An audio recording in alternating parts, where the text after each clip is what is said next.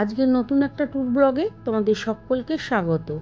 এখন যাচ্ছি সাক্ষী গোপাল মন্দির। জগন্নাথ দেবের মন্দিরে পুজো দেওয়ার পর আমরা সাক্ষী গোপাল মন্দিরে যাচ্ছি পুজো দিতে। তাই সাক্ষী গোপাল মন্দির আমরা আজ এসেছি, তোমাদের দেখাই। দেখো, এটা হচ্ছে শ্যামকুণ্ড। সাক্ষী গোপাল মন্দির ঢোকার আগে এই শ্যামকুণ্ড আছে, শ্যামকুণ্ড রাধাকুণ্ড ওপারে আছে।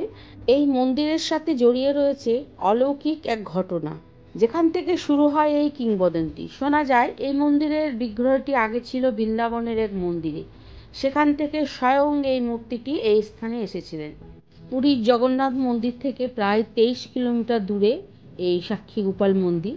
তাই আজ আমরা দর্শন করব, কারণ জগন্নাথ দেবের পুজোর পর সাক্ষী গোপাল মন্দিরে সাক্ষী রাখতে হয়, তাহলে জগন্নাথ ধাম যাত্রা পূর্ণ হয়, এটা প্রচলিত রয়েছে। তাই আমরা সাক্ষী গোপাল মন্দিরে আজ পুজো দেব।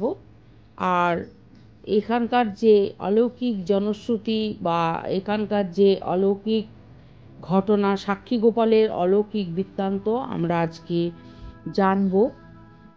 এই মন্দির সম্বন্ধে যে জনশ্রুতি রয়েছে তা হলো, এক বৃদ্ধ কুলীন ব্রাহ্মণ তার ছেলেকে বাড়ির সমস্ত দায়িত্ব দিয়ে তীর্থ দর্শনে বের হন। তীর্থ করতে করতেই মথুরা বৃন্দাবনে এসে হাজির হন বৃদ্ধ। সেখানে পরিচয় হয় এক যুবক ব্রাহ্মণের সাথে। তারা একসাথে বিভিন্ন মন্দির দর্শন করেন, পুণ্য অর্জন করেন। এমন অবস্থায় বৃদ্ধ ব্রাহ্মণের শরীর খারাপ হয়ে যায়। তখন সেই যুবক ব্রাহ্মণ বৃদ্ধ ব্রাহ্মণকে তার সেবা দ্বারা সুস্থ করে তোলেন। সেই সময় বৃদ্ধ ব্রাহ্মণ তার মেয়ের সাথে যুবকের বিবাহ দেবার প্রতিশ্রুতি দেন।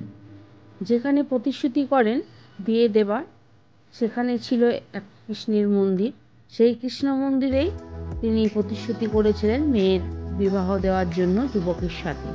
বাড়ি ফিরে এসে ব্রাহ্মণ তার মেয়ের সাথে বিয়ে দিতে অস্বীকার করলে যুবক তখন রাজার শরণাপন্ন হন।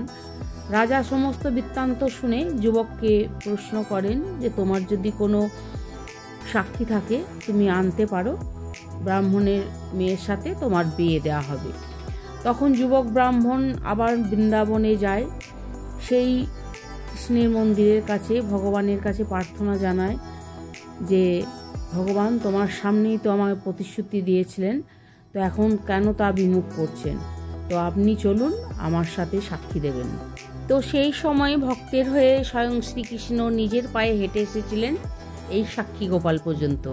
তো তখন থেকে এই জায়গাটার নাম হয় সাক্ষী গোপাল।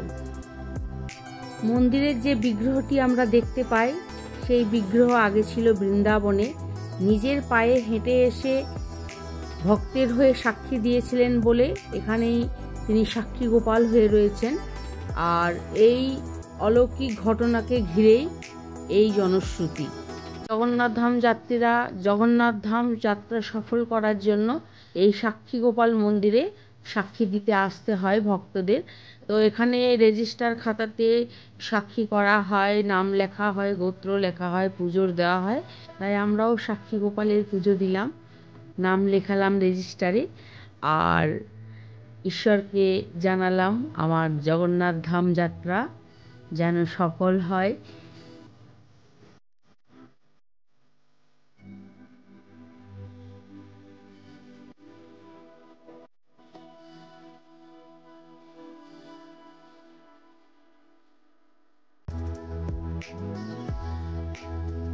তো এই হচ্ছে আজকের ব্লগ।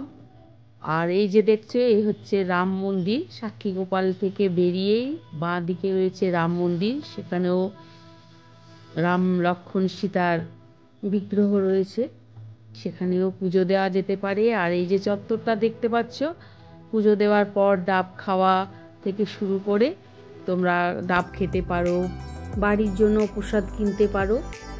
অতি মনোরম জায়গা, সত্যি এই জায়গাতে আসলে মন শান্ত হয়ে যায়। তো আজকের ব্লগ কেমন লাগলো অতি অবশ্যই জানাবে। আজকের মতো এখানেই রাখলাম, দেখা হবে নেক্সট ব্লগে। ভালো থাকবে, সুস্থ থাকবে।